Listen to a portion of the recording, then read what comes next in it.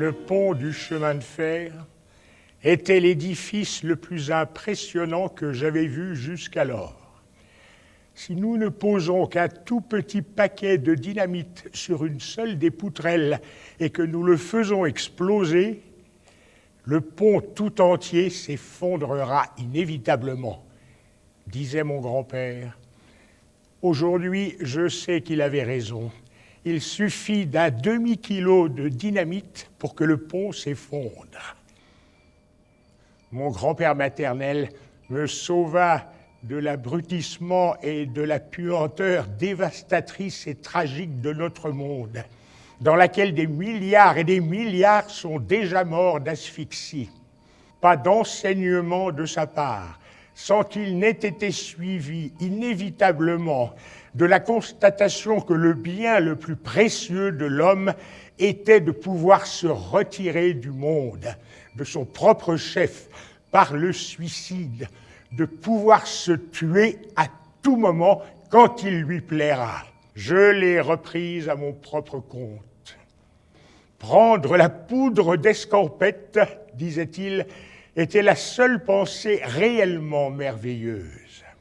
Dans l'internat de la Schranengasse, le garçon de 13 ans que j'étais, comme je l'ai alors éprouvé et comme je le pense aujourd'hui, se trouve soudain réuni avec 34 garçons du même âge dans un dortoir qui pue les vieux murs humides, la vieille literie élimée et l'odeur des jeunes pensionnaires mal lavés. Nous avons grandi intellectuellement comprimés entre le catholicisme et le national-socialisme pour finir broyés entre Hitler et Jésus-Christ. Le national-socialisme, aussi bien que le catholicisme, sont des maladies contagieuses, des maladies mentales et rien d'autre.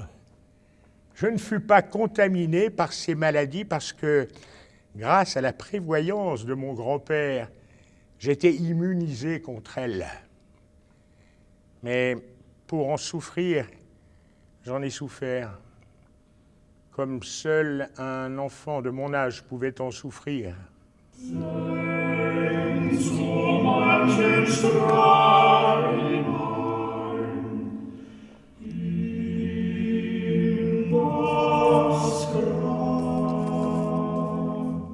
Je me suis décidé à aller à l'office du travail au lieu d'aller au lycée. Je ne voulais pas me jeter du haut du Münchberg. Je voulais vivre. C'était pourquoi, ce matin-là, j'avais fait demi-tour. Je voulais aller dans la direction opposée. Cette idée d'aller dans la direction opposée, je me l'étais sans cesse récitée sur le chemin de l'office du travail. Sans cesse, dans la direction opposée.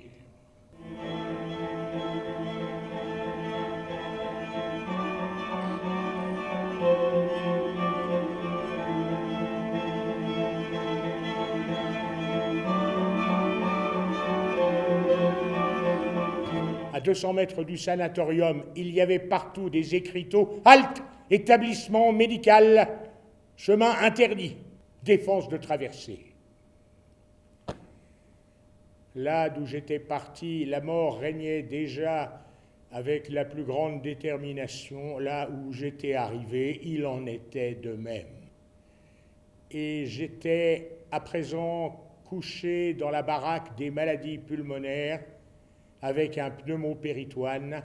Je venais d'avoir 18 ans. Je m'effrayais de la transformation de mon corps. Le pneumopéritoine lui avait donné en totalité et de manière flagrante une apparence peu engageante. Quand je me tâtais, je ne sentais que l'air sous ma peau. Il fallait que je disparaisse pour ne pas être broyé pour toujours dans ce moulin médical pervers qui moud du malheur. Va-t'en loin des médecins, fous le camp de Grafenhof.